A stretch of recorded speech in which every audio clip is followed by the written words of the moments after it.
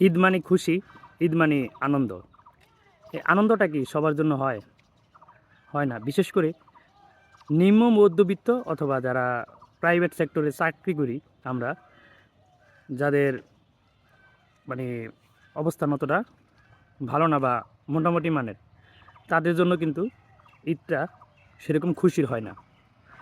আমরা যারা বেসরকারি চাকরি করি তারা অনেকেই আছে যে বছরের মাঝামাঝি সময়ে চাকরি চেঞ্জ করি, কিন্তু মাঝামাঝি সময়ে চাকরি চেঞ্জ করার কারণে কি হয়, ঈদের সময় কোম্পানিগুলো একটা নিয়ম করে যে 1 বছর না হলে অনেকের বোনাস দেয় না।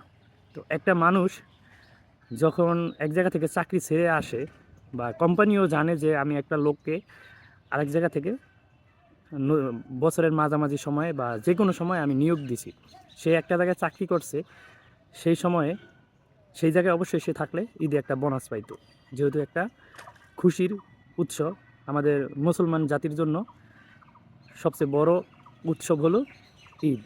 তো এই ঈদ কেন্দ্র করে আমাদের সকলেরই কিন্তু একটা পরিকল্পনা থাকে, সবারই কিছু প্ল্যান থাকে, পরিবার নিয়ে কিভাবে কাটাবে বা পরিবারকে কিভাবে ঈদে কিছু দিবে বা সময় কাটাবে। কিন্তু সেই সুযোগটা তারা বা সেই প্ল্যানটা নষ্ট হয়ে যায় যখন চাকরির ক্ষেত্রে বছরে ওই যে 1 বছরের নিয়মের বাইরে কোম্পানিগুলা একটা নিয়ম দেখায় বোনাস দেয় না।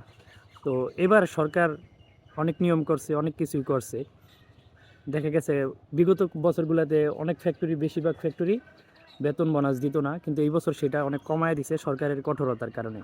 এখন সরকার যদি এই বিষয়টা যদি একটু নিয়ম করে যে কোম্পানিগুলো যদি বছরের মাঝামাঝি সময়েও শ্রমিক নিয়োগ দেয় বা কর্মী নিয়োগ দেয়, ঈদ আসলে তাকে অবশ্যই বোনাসটা দিতে হবে। কারণ সে একটা লোক যখন আরেক জায়গা থেকে চাকরি ছেড়ে আসে, সে কিন্তু হয়তো সুবিধার জন্যই আসে।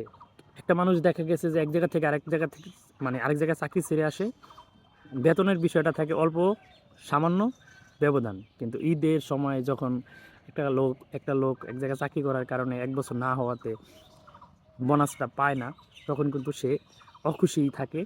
তার ঈদের যে আনন্দ, সেই আনন্দটা থাকে না।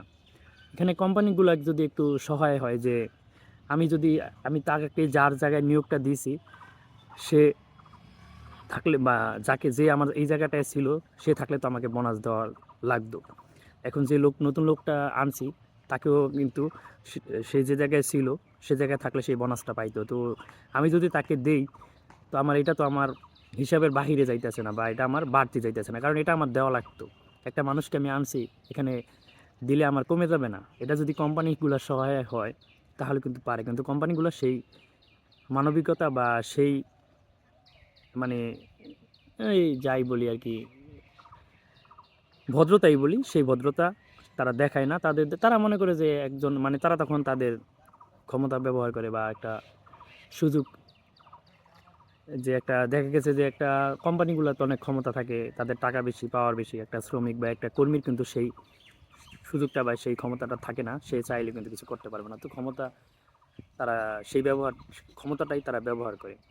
তো কোম্পানিগুলো যেহেতু এখানে নরম হয় না, সেক্ষেত্রে সরকার যদি একটু কঠোরতা করে, যে নিয়ম করে যে এ আপনি কোম্পানিতে একটা শ্রমিক বা কর্মী নিয়োগ দিলে, বছরের মাঝামাঝি সময়তে নিয়োগ দিলেও ঈদের সময় তাকে অবশ্যই খুশি করতে হবে। এই নিয়মটা যদি সরকার বাধ্যগতভাবে করে দেয়, তাহলে দেখা গেছে অনেক কর্মী, অনেক শ্রমিক দেখা গেছে ঈদটা একটু ভালোভাবে করতে পারে। আমার মনে হয় সরকার যদি এই বিষয়ে একটু কোনো কঠোর সিদ্ধান্ত নেয় বা নিয়ম করে দেয়, তাহলে অনেক মানুষের জন্য ঈদের আনন্দটা স্বাভাবিক হয়, ঈদের আনন্দটা পাওয়া হয়।